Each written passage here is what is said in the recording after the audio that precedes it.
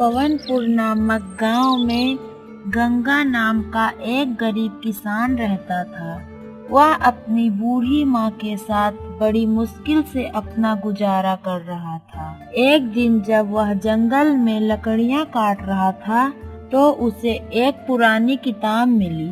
किताब के ऊपर सुनहरे अक्षरों में लिखा था, भाग्य बदलने वाली विधि। गंगा ने किताब को घर ले जाकर अपनी माँ को दिखाया। माँ, यह किताब बहुत अजीब है। इसमें कुछ मंत्र और रेसिपी लिखी हुई है।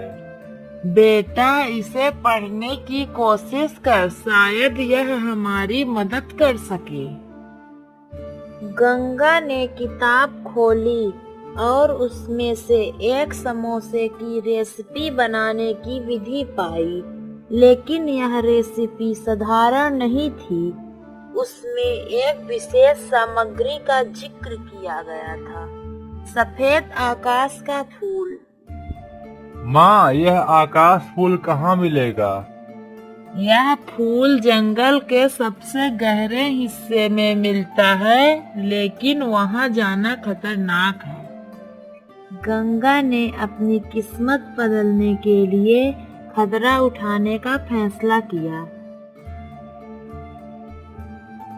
गंगा ने रात में जंगल का सफर शुरू किया। उसे तरह-तरह की आवाजें सुनाई दी और अचानक एक गुफा के पास पहुंचा। वहां उसे एक बूढ़ा साधु मिला। बेटा, तू यहाँ क्यों आया है? साधु जी, मुझे सफेद आकाश फूल चाहिए। यह फूल पाने के लिए तुझे 3 चुनौतियों का सामना करना होगा। साधु ने गंगा को 3 चुनौतियां दी। पहली चुनौती, सत्य का सामना। साधु ने गंगा से उसके जीवन का सबसे बड़ा झूठ पूछा। गंगा ने कबूल किया कि उसने एक बार अपने बचपन में चोरी की थी। दूसरी चुनौती, त्याग की परीक्षा। गंगा को अपनी सबसे प्रिय चीज छोड़नी पड़ी, उसका लकड़ी का कुल्हाड़ी। तीसरी चुनौती, धैर्य की कसौटी। गंगा को बिना डरे गुफा के अंदर जाना पड़ा, जहां सफेद आकाश फूल था। वहां उसे अजीब छाया दिखी, लेकिन उसने धैर्य नहीं खोया। गंगा ने फूल हासिल कर लिया। साधु ने उसे आशीर्वाद दिया और कहा, सत्य का मार्ग कठिन है, लेकिन यही पहला कदम है। त्याग के बिना कुछ नहीं मिलता। याद रखना, इस फूल का इस्तेमाल केवल भलाई के लिए करना।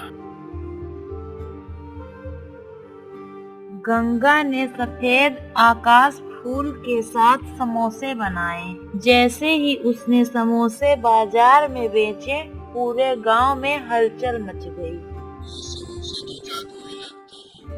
का व्यापार दिन ब दिन बढ़ता जा रहा है।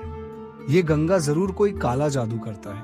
गांव का साहूकार और नाथू इसकी सफलता से जलने लगे। उन्होंने गंगा की झोपड़ी में घुसकर किताब चुराने की कोशिश की, लेकिन किताब में एक चेतावनी लिखी थी, जो इसे गलत इरादे से छुएगा वह श्रापित हो जाएगा। नाथू ने जैसे ही किताब खोला, वह अंधा हो गया। गंगा को जब यह पता चला तो उसने नाथू को माफ कर दिया और कहा, यह किताब मुझे मिली है, पर असली ताकत मेहनत और सच्चाई की है। गंगा ने गांव के सभी गरीबों के लिए अपनी दुकान खोल दी। उसने किताब को गांव की भलाई के लिए इस्तेमाल किया।